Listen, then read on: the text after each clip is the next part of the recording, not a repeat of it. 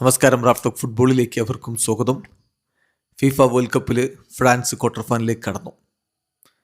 ഏകപക്ഷീയമായ ഒരു ഗോളിനാണ് റൗണ്ട് ഓഫ് 16 അവർ പരാഗ്വയെ പരാജയപ്പെടുത്തിയിരിക്കുന്നത്. പെനാൽറ്റിയിലൂടെ കിലിൻ എംബാപ്പയാണ് ടീമിൻ്റെ വിജയ ഗോൾ കണ്ടെത്തിയത്.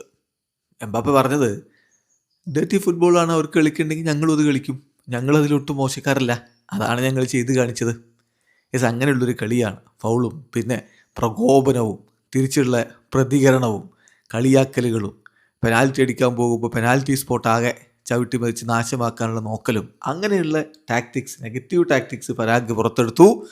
പക്ഷേ പെനാൽറ്റിയിലൂടെ അതിനെ മറികടന്നുകൊണ്ട് ഫ്രാൻസ് ഇതാ ക്വാർട്ടർ ഫൈനലിലേക്ക് കടന്നിരിക്കുന്നു.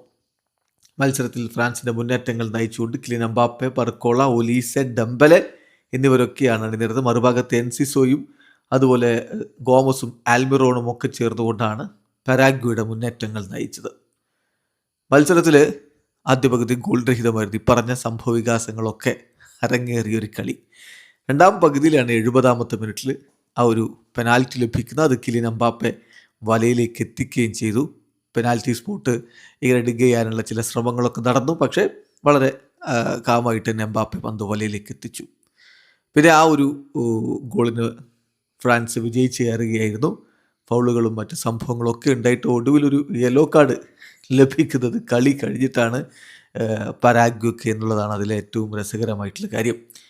ഏതായാലും നല്ല ആധിപത്യം പുലർത്തിയത് ഫ്രാൻസ് തന്നെയായിരുന്നു. ഒടുവിൽ അവർ തന്നെ വിജയിച്ച് കയറി. അവരിതാ ക്വാർട്ടർ ഫൈനലിലേക്ക് കടന്നിരിക്കുന്നു. ക്വാർട്ടറിൽ അവരുടെ എതിരാളികളായിട്ട് വരുന്നത് മൊറോക്കോയാണ്. വീഡിയോ അവസാനിക്കുന്ന ഫുട്ബോൾ ലോകത്തെ കൂടുതൽ വിശേഷങ്ങളുമായി റാഫ്റ്റോക്സ് എത്താം.